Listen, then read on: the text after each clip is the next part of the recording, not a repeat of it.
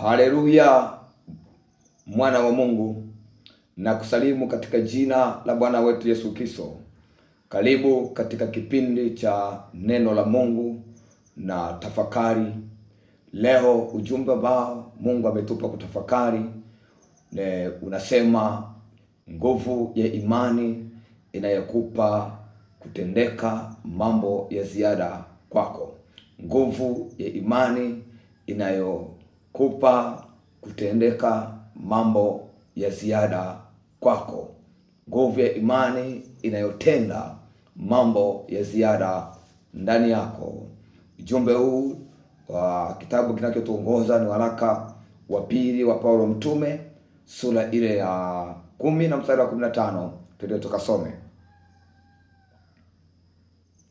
Wala hatujisifu zaidi ya kadiri yetu, yaani katika taabu za watu wengine, bali tukiwa na tumaini ya kwamba imani yetu ikuwapo, tutakuzwa kwenu kwa kadiri ya kipimo chetu na kupata ziada.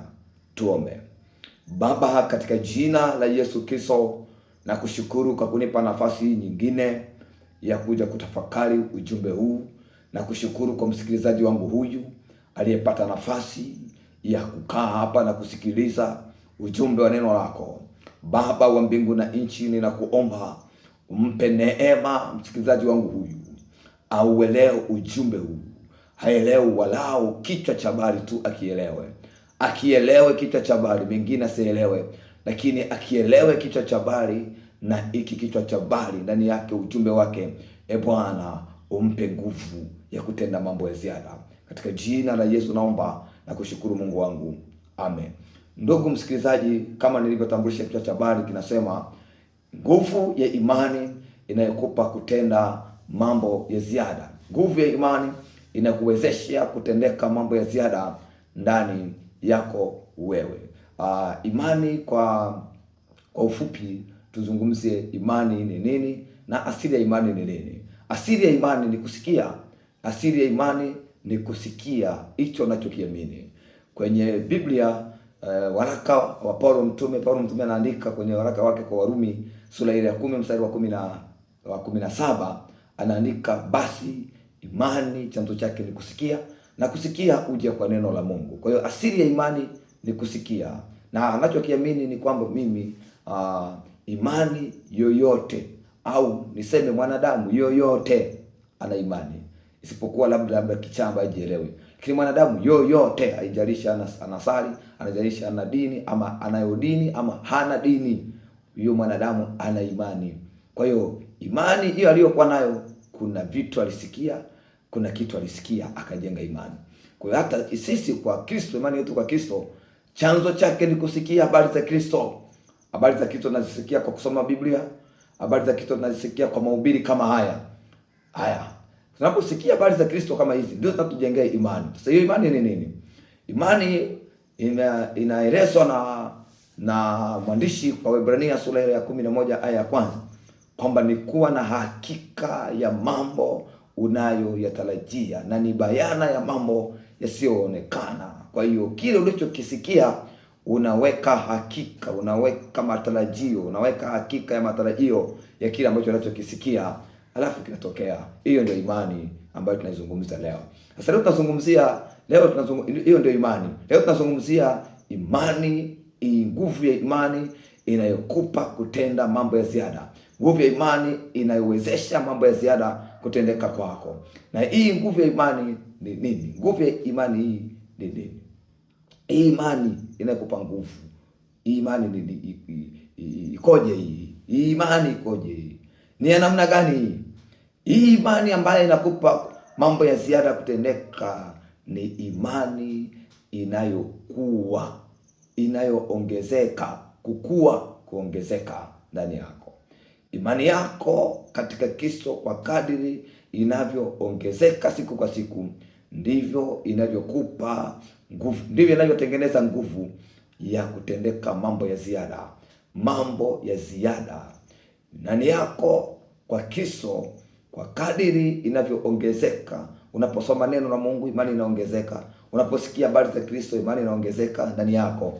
ndivyo inavyotengeneza nguvu ya kutendeka mambo ya ziada. Sasa nataka tuende kwenye Biblia tukaangalie watu ambao kwa njia ya imani mambo ya ziada yalitendeka kwao, yalifanyika. Waraka wa Paulo mtume kwa Warumi sura ile ya 4. Waraka wa Paulo mtume kwa Warumi sura ile ya 4 kuanzia mstari wa 18 tunaweza tukasoma mpaka hapo mbele kidogo. Tusome mstari wa 18 sura ya 4 waraka kwa Warumi. Naye aliamini kwa kutarajia yasiyoweza kutarajiwa, ili apate kuwa baba wa mataifa mengi, kama ilivyonenwa, ndivyo utakavyokuwa uzao wako. Nitarudi kusoma. Nimekwambia imani ni kuwa na hakika, ni kuwa na matarajio. Biblia inasema kwamba Ibrahimu alipewa ahadi ya kuwa baba wa mataifa, lakini baada ya kupewa ahadi ya kuwa baba mataifa, aliamini kwa kutarajia mambo yasiyotarajiwa. Kwa nini ninachotaka kusema hapa, nini ambacho kinazungumzwa hapa, ya kwamba katika hali ya kawaida alichokiamini Ibrahimu hakina matarajio, hakuna tarajio, lakini akaamini kwa mambo yasiyotarajiwa, akaamini, alafu akapewa hiyo ahadi ya kuwa baba mataifa. Tuendelee mstari wale mstari wa 19. Yeye asiyekuwa dhaifu wa imani alifikiri hali ya mwili wake uliokuwa umekwisha kufa, akiwa amekwisha kupata umri kama miaka 100, na hali ya kufa tumbo sala.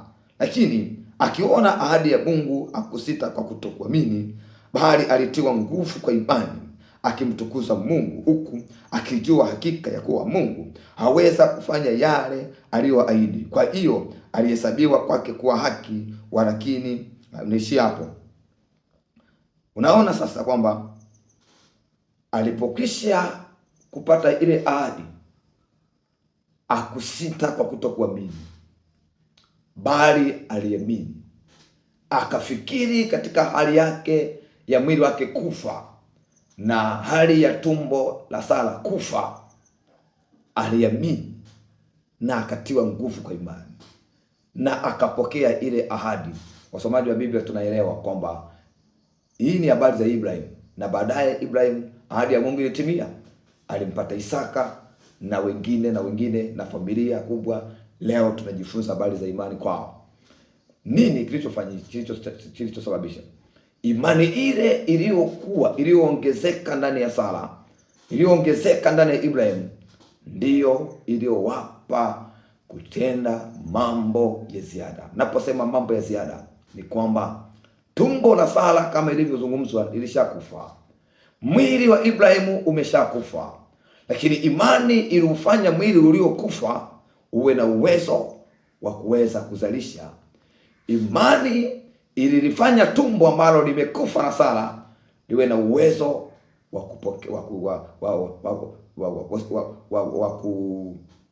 wa kurutubisha mayai na kushika ujauzito. Imani. Ukisoma kwenye waraka kwa Ibrania sura ile ya 11 mstari 11 inasema, kwa imani Sara alipokea uwezo wa kupata mimba na akapata mimba.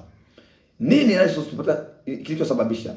Ni ile imani iliyoongezeka, ni ile imani iliyokuwa ilimpa uwezo wa kupata mimba katika mazingira ambayo haiwezekani.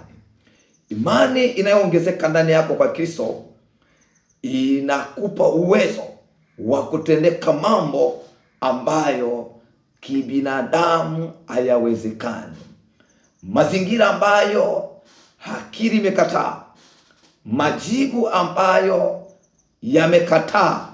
Umepewa majibu ambayo yanakataa, imani inakupa majibu yanayokubali.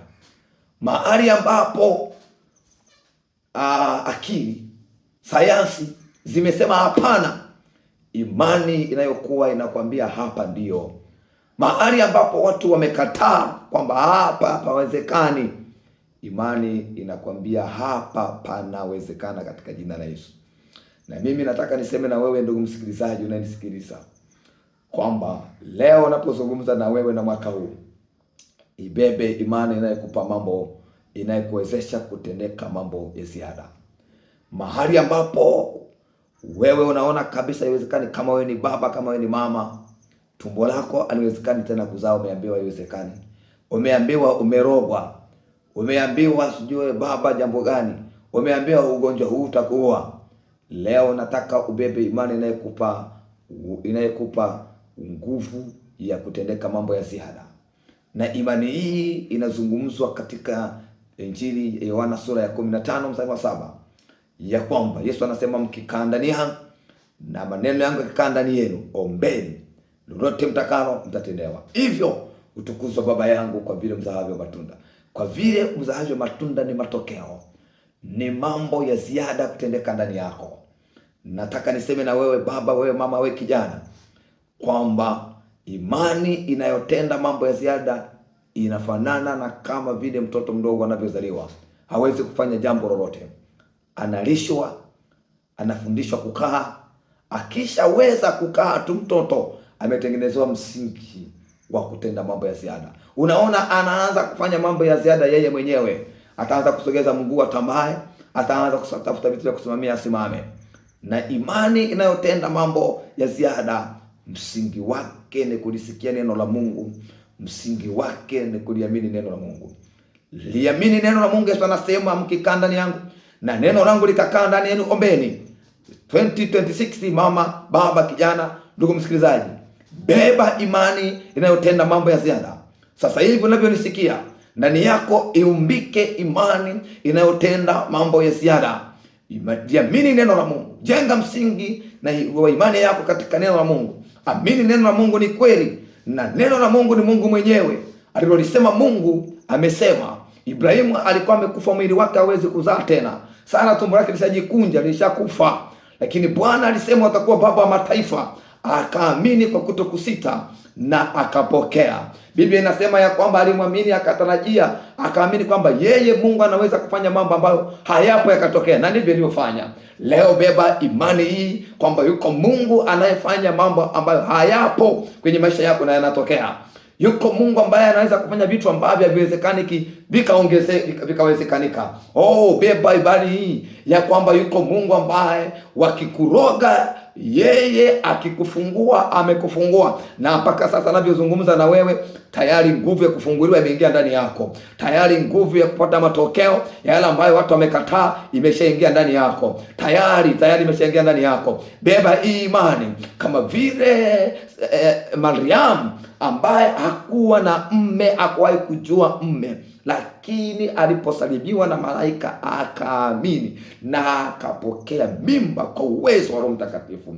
Nami nasema yuko Roho wa Baba ambaye kwako wewe leo yanatendeka mambo ambayo yalikuwa hayawezekani na sasa yanatendeka. Beba hii imani. Imani yako ikue, iongezeke ndani yako katika Kristo. Mambo ya ziada, mambo yasiyokuwepo ndani yako yanatokea sasa. Nami nasema ndani yako sasa yanatokea katika jina la Yesu. Pokea katika jina la Yesu na kuombea hilo.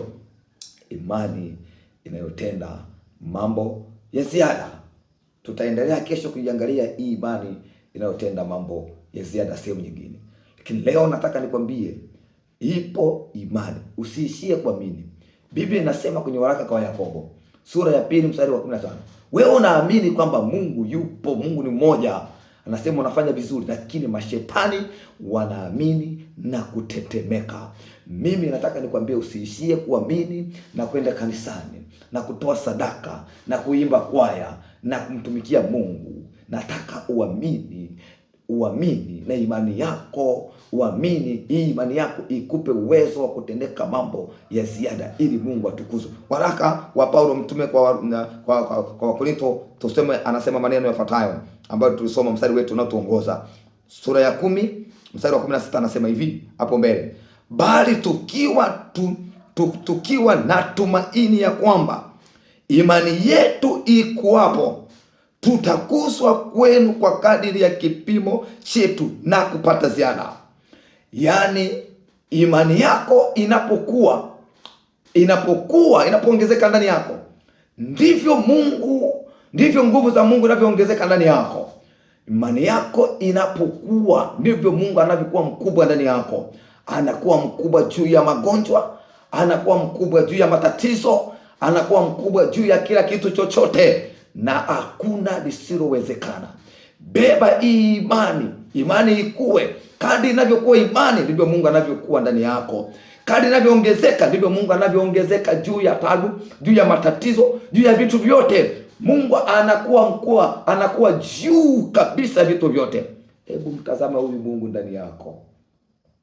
Paulo anasema ya kwamba imani yetu, imani yenu ikuavyo, tutakuzwa kwenu kwa kadri ya kipimo chenu.